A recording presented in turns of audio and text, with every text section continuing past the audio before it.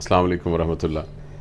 किसी शख्स के सेहतमंद होने का एक ज़बरदस्त क्राइटेरिया ये है कि उसका वज़न ज़्यादा ना हो, मोटा ना हो वो। तो रमज़ान शरीफ एक ज़बरदस्त अपॉर्चुनिटी है कि जिसमें अपने वज़न को कम कर सकते हैं।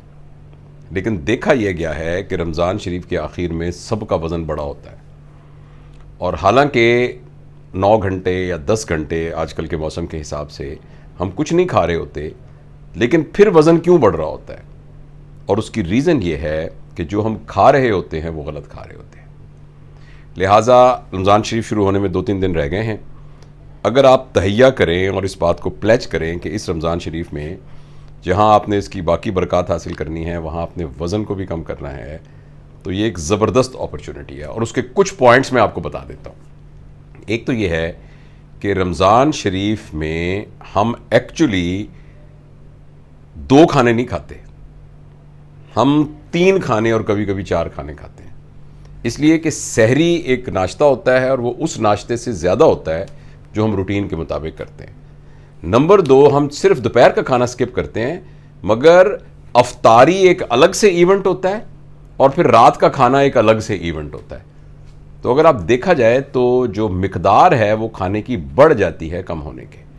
और एक तो मिकदार बढ़ जाती है, दूसरा जो क्वालिटी ऑफ द फूड है, जो कुछ हम खाते हैं वो सरासर वो होता है जो वज़न बढ़ाने वाला होता है। जैसे सुबह के नाश्ते में पराठे खाना तकरीबन फ़र्ज़ होता है, और उसके साथ और मुरगन चीज़ें खाना वो तकरीबन फ़र्ज़ होता है। और अफ्तारी में तो जितना हम खा रहे होते हैं वो सारा का सारा बहुत ही ज़ायद होता है।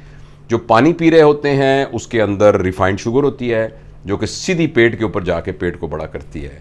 इसके अलावा मैदे की चीज़ें होती हैं, पकौड़े होते हैं, समोसे होते हैं, और फिर जो एक दावत की अफ्तारियाँ होती हैं उसमें तो और भी बहुत सारा खाना होता है जो कि बहुत मुरगन होता है, और ड्रिंक्स होते हैं साथ उसके, और फिर रात का खाना अलग से होता है। तो इसलिए मेरा तो ये मशवरा होगा कि हम इस अपॉर्चुनिटी को, वज़न कम करने की अपॉर्चुनिटी को बाकी तमाम बरक़ात के साथ साथ हम ये करें कि सुबह के नाश्ते के अंदर कोई भी मुरगन चीज़ ना खाएं।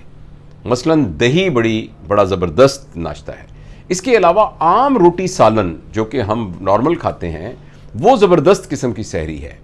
और रात में जो अफ्तार है उसके लिए अलग से एहतमाम ना किया जाए, बल्कि अफ्तार के वक्त जो मसनून है खजूर के साथ रोज़ा अफ्तार करके उसके बाद प्रॉपर खाना खा लिया जाए, जिस तरीके से हम प्रॉपर खाना खाते हैं, जो भी घर में आप पहले खाना खाते थे, और जो ज़ायद चीज़ें हैं वो ना की जाएं। दूसरी, रमज़ान शरीफ में एक बहुत हम गलती करते हैं कि हम ज़्यादा वक्त सोने में गुजार देते हैं, और ख़ास तौर पे वो जो सोने का टाइम है वो है सहरी के बाद सोना। जब भी हम सोते हैं तो हमारे मैदे को हमें भूखा तो नहीं होना चाहिए, मगर मैदे को खाली होना चाहिए। जब हम भरे मैदे के साथ सो जाते हैं फटाफट, यानी खाना खाने और सोने के दरमियान 2 घंटे का वक्फा नहीं होता, तो ये हमारी सेहत के लिए बहुत ही ज़्यादा मुज़र होता है। तो ये ना करें। फजर के बाद कुछ अगर आपका फ़र्ज़ करें काम की नौयत ऐसी है कि आपने सुबह सुबह काम पे नहीं जाना, फिर भी सहरी के बाद तिलावत करें, थोड़ी सी वॉक करें, और उसके बाद फिर सोएं अगर आपने सोना है। और इसी तरीके से रात को भी इस बात का एहतमाम करें कि अपनी नींद को पूरा करें, क्योंकि जब तक हम रमज़ान शरीफ में सोते नहीं हैं तो हम मुसलसल खाते रहते हैं, क्योंकि हमारा ये ख्याल होता है कि अगले दिन हमने नहीं खाना, तो फिर हम खाते रहते हैं मुसलसल। तो उसमें प्रॉपर खाना, जो कि मगरिब के टाइम आप खा लेंगे, प्रॉपर खाना खा लीजिए, उसके बाद थोड़ा सा आप ज़रा रुक जाइए, फिर उसके बाद तरावी पढ़िए, और फिर कोई लाइट सा भी आप दूध या कुछ और लाइट सा बेवरेज खा लेके, और उसके बाद आप सो जाएं और फिर सहरी के वक्त आ जाएं।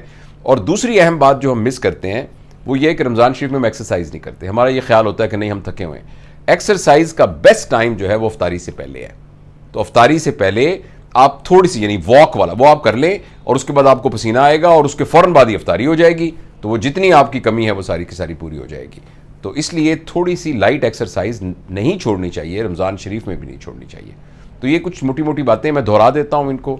एक तो हम सहरी और अफ्तार में ज़्यादा ना खाएं। दूसरा, हम उसकी क्वालिटी के अंदर बहुत ज़्यादा नशास्ते वाली चीज़ें, बहुत ज़्यादा घी वाली चीज़ें वो ना इस्तेमाल करें। और तीसरा ये है कि हम खाना खा के जब मेरा पेट भरा हो तो उसके फ़ौरन बाद ना सोएं, और चौथा ये है कि एक्सरसाइज मिस ना करें। तो आप देखिएगा रमज़ान शरीफ में आपका वज़न कम हो जाएगा।